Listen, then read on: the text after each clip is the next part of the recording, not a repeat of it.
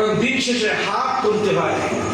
মুসলিম যারা তাদের ফকিরের আদর্শ কি, এই মিলাদ শেষে আল্লাহর কাছে হাত তুলবো। ধনীও তুলবে, গরিবও তুলবে। ঠিক। আরো যদি বুঝতে চান,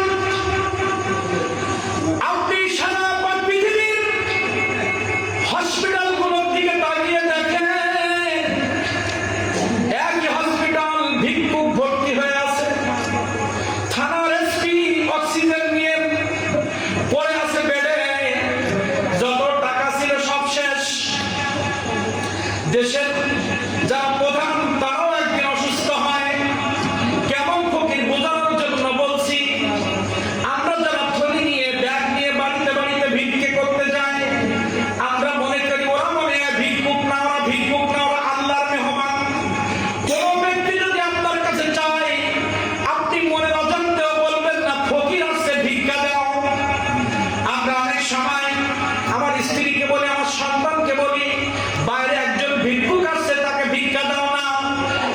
আল্লাহর কোরআন মাজিদ বলছে, কোন ভিক্ষুক যদি তোমার বাড়িতে আসে তুমি বলবা, ও আমার স্ত্রী, ও আমার সন্তান, আল্লাহর একজন মেহমান বাইরে দাঁড়িয়ে আছে, তুমি বাড়ির থেকে 5টা টাকা বা 1 কৌটা চাল তারে দাও। সুবহানাল্লাহ। আল্লাহর মেহমান। এটা কোরআন এবং হাদিস দিয়ে বোঝায় আমি আলোচনায় যাব। আল্লাহর কোরআন মাজিদ বলছে, তুমি যেখানেই থাকো, যে পজিশনে থাকো, আমার কাছে তোমার একটাই পরিচয়, তুমি ফকির। আর হাদিসে মুবারক বলছে, আল্লাহ তাআলা হাশরের ময়দানে আমাদেরকে বলবে, তোমার বাড়িতে আমি গিয়েছিলাম, আমাকে খাদ্য দাও নাই, তুমি আমাকে পানি পান করাও নাই, তুমি আমাকে চিকিৎসা করাও নাই। যখন আল্লাহ রব্বুল আলামিনকে বলবো, হে আল্লাহ, কই কোনদিন তো তোমাকে পাই নাই, তুমি কেমনে বললে তোমাকে খাওয়াই নাই? আল্লাহ তাআলা বলবে, তোমার বাড়ির পাশের একজন গরীব, তোমার চাচা, তোমার ফুফু, তোমার রক্তের আত্মীয়, রক্তের বাইরে, তুমি মনে করে দেখো, একদিন তোমার কাছে গিয়েছিল, আমার ক্যান্সার হয়েছে, আমি অসুস্থ, চিকিৎসার জন্য টাকা লাগবে। হাদিসের কথা, আমার নবীর আদর্শ, যে আয়াত পড়েছি, লাকাদ কানা লাকুম ফি রাসূলিল্লাহি উসওয়াতুন হাসানাহ, আল্লাহ রাসূলের আদর্শ তোমার কাছে কেউ চাইতে আসলে, থাকলে নাও, না থাকলে মাথায় হাত দিয়ে বলো। যদি বাবার বয়সে হয় বাবা, মায়ের বয়সে হলে মা, ভাইয়ের বয়সে হলে ভাই, সন্তানের বয়সে হলে সন্তান, আমার পকেটে তো কিছু নাই, তুমি আমাকে মাফ করে দাও, তুমি আল্লাহর মেহমান, আমি তোমার সাথে মেহমানদারি করতে পারি নাই, তুমি আমাকে মাফ করে দাও।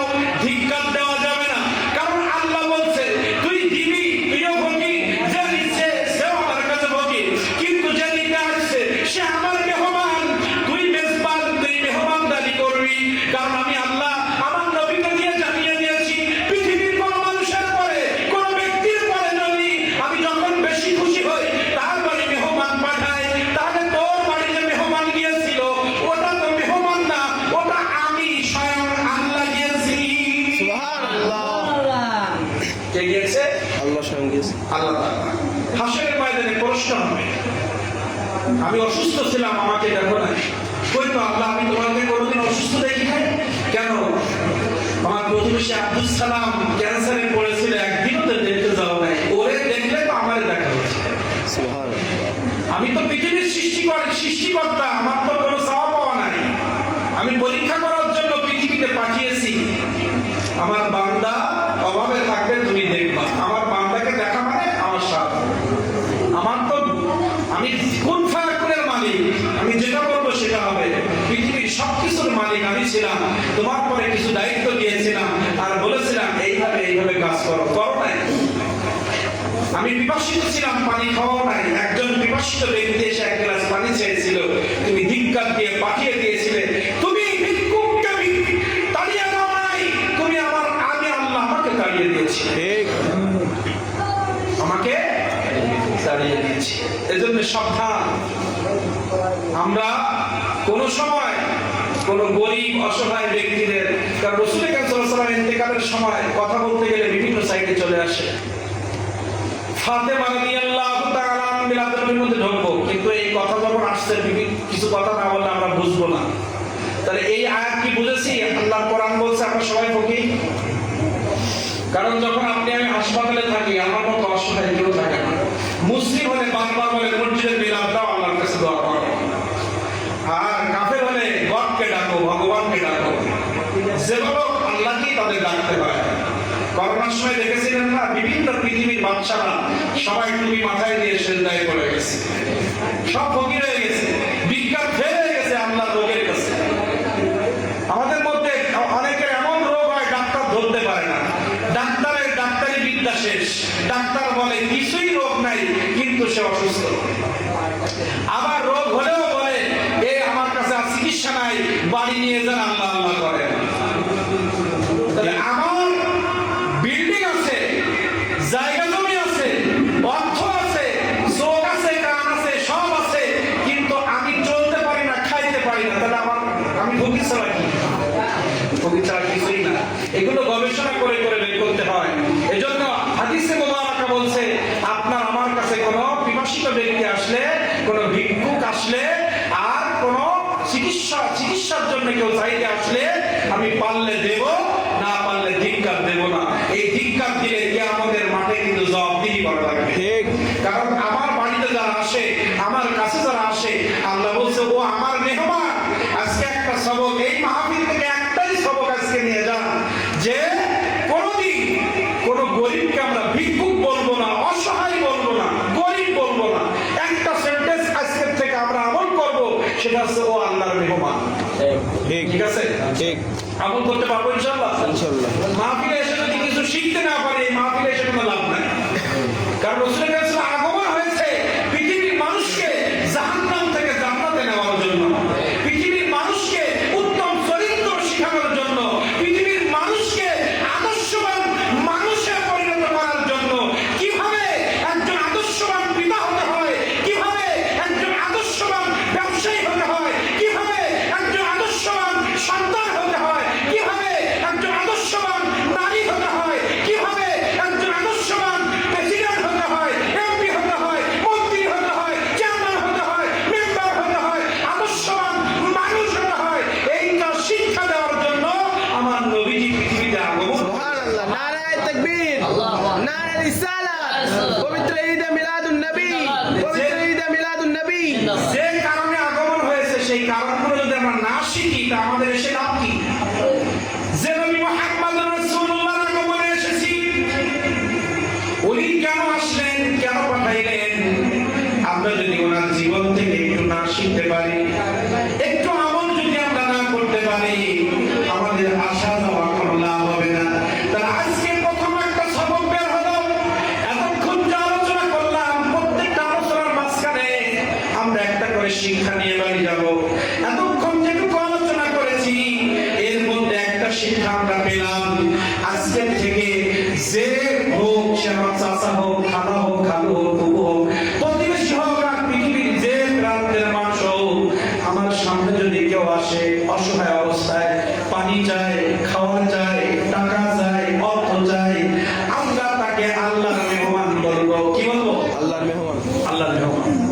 কোনদিন ভিক্ষুক, অসহায়, ফকির, মিসকিন এই শব্দগুলো আমরা বলবো না।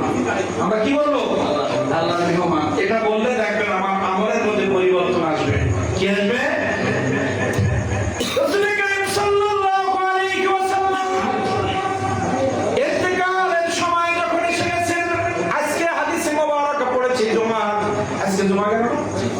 আজকে জুমার জন্য হাদিসে মুবারাকাটা পড়েছি, এজন্য নগদে বললাম। রাসূল কারীম সাল্লাল্লাহু আলাইহি ওয়াসাল্লাম দুনিয়া থেকে চলে যাবেন এমন সময় যখন এসে গেছে, রাসূল কারীম সাল্লাল্লাহু আলাইহি ওয়াসাল্লাম বললেন, আমার সন্তান, আমার মা ফাতেমাকে একটু ডাকো। ফাতেমা কোথায়? ফাতেমাকে আমার সামনে ডাকো। আয়েশা রাদিয়াল্লাহু তাআলা আনহা এই হাদিসে মুবারাকা বর্ণনা করেছেন। সাহাবারা বসা, নবী করিম সাল্লাল্লাহু আলাইহি ওয়াসাল্লাম স্ত্রীগণ বসা, বলছে আমার ফাতেমাকে একটু ডাকো। আয়েশা রাদিয়াল্লাহু তাআলা বললেন, ফাতেমা যখন ঘরের মধ্যে ঢুকলো, ফাতেমা যখন হেঁটে হেঁটে আমার নবীজির কাছে আসতেছেন, আমার নবীজি যেমনে হেলে দুলে হাঁটে, আমার নবীজি যেমনে পা ফেলে, ফাতেমাকে দেখে মনে হলো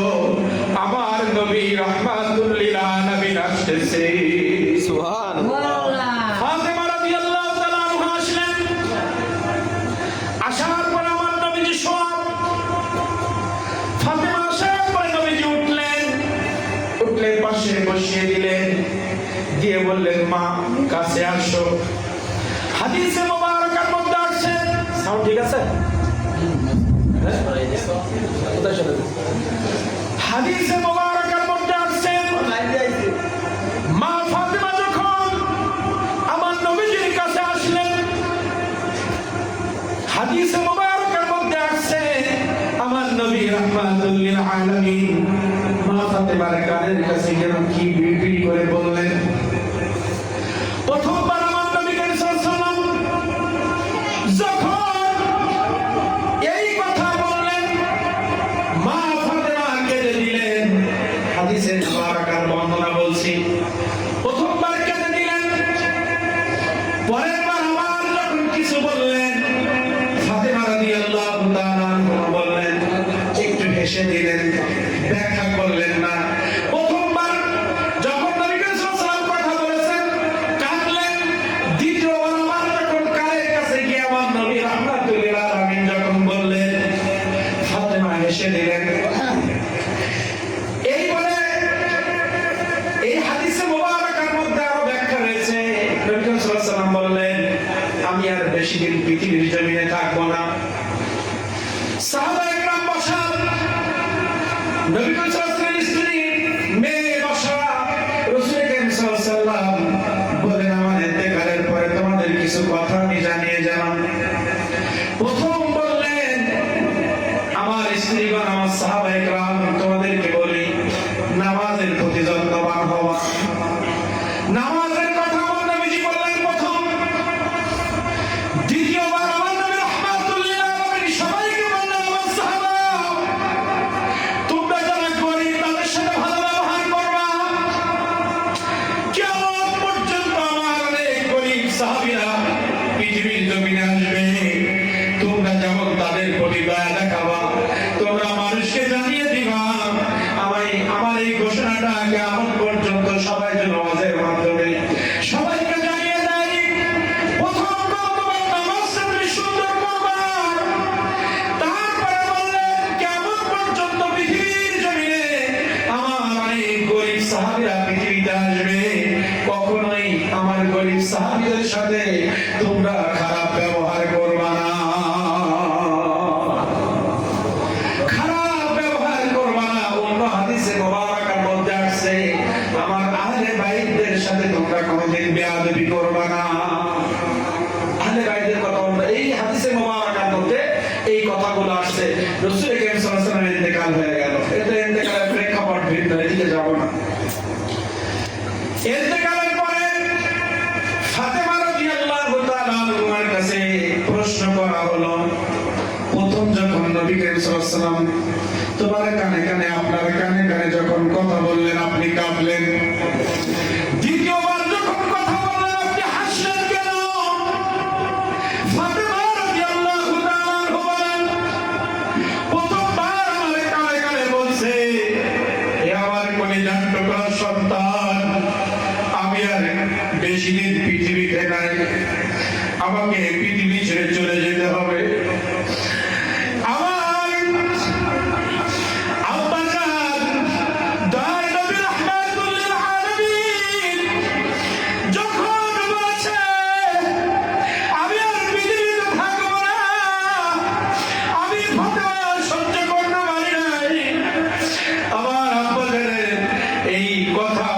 সহ্য করতে পারি নাই, পরে অনেক কষ্ট নিয়ে আমি কেঁদে দিয়েছিলাম। যখন আমি কেঁদে দিয়েছি, দ্বিতীয়বার আমার কানের কাছে যখন আমার আব্বা জান আমার কানের কাছে এসে বলতেছে, ফাতেমা চিন্তা করো না, আমার ইন্তেকালের পরে আমার পরিবারের মধ্যে সর্বপ্রথম তোমার ইন্তেকাল হবে। তোমার ইন্তেকালের সঙ্গে সঙ্গে আমার সাথে তোমার সাক্ষাৎ হয়ে যাবে।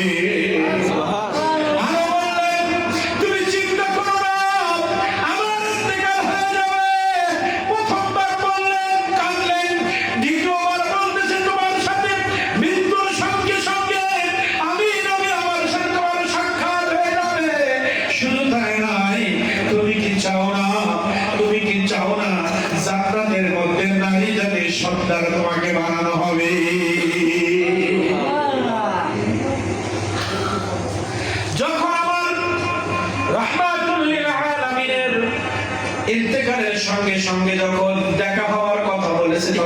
হেসে দিয়েছি, আর যখন দুনিয়া ছেড়ে যাওয়ার কথা বলেছে তখন আমি কষ্টে কেঁদে দিয়েছিলাম। রহমত আলম নূরে মুজাসসাম, সাহাবীরা আতর বানায় ওই নবীজির ঘাম, সাহাবীরা আতর বানায় ওই নবীজির ঘাম। রহমত আলম নূরে মুজাসসাম, সাহাবীরা আতর বানায় ওই নবীজির ঘাম। তোমরা শোনো জানো মানো কেমন আমার নবীজি, তোমরা শোনো জানো মানো কেমন আমার নবীজি। জাগার পাগল চন্দ্র সূর্য তারকাজি, জাগার পাগল চন্দ্র সূর্য তারকাজি। তোমরা আরো শুনবানি সুন্দর কাহিনী, জান্নাতের রুমে রুমে দেখা নবীর নাম, জান্নাতের রুমে রুমে লেখা নবীর নাম। তাহলে আমরা এটুকু আলোচনার মধ্যে কি বুঝলাম? আমার নবীজি ইন্তেকালের সময় নামাজের প্রতি গুরুত্ব দিতে বলেছে। কি বলেছে? নামাজের প্রতি গুরুত্ব দিতে বলেছে এবং গরিব অসহায় মানুষের সাথে ভালো ব্যবহার করতে বলেছেন, তাদের পাশে দাঁড়াতে বলেছে। তাই প্রথম আলোচনার মধ্যে একটা সবক যা আমরা আল্লাহর মেহমান বলবো। দ্বিতীয়, এটুকুর ভিতরে আমাদের শিক্ষা, আমাদের নামাজটা সুন্দর করতে হবে। কি করতে হবে? যার নামাজ সুন্দর তার সব সুন্দর। এবং গরিব অসহায়দের পাশে আমাদেরকে দাঁড়াতে হবে। কি করতে হবে? গরিব অসহায়ের পাশে আমাদেরকে দাঁড়াতে হবে। আর যে রহমাতুল লিল আলামিনের আগমনে আমরা আসছি, এই রহমাতুল লিল আলামিনকে আমাদের জীবনের থেকে বেশি মহব্বত ভালোবাসতে হবে। ঠিক না বলেন? এবার একটু কথা বলবেন, সামনে যারা পিছনে যারা আমার সাথে একটু কথা বলবেন, তাহলে ভালো লাগবে।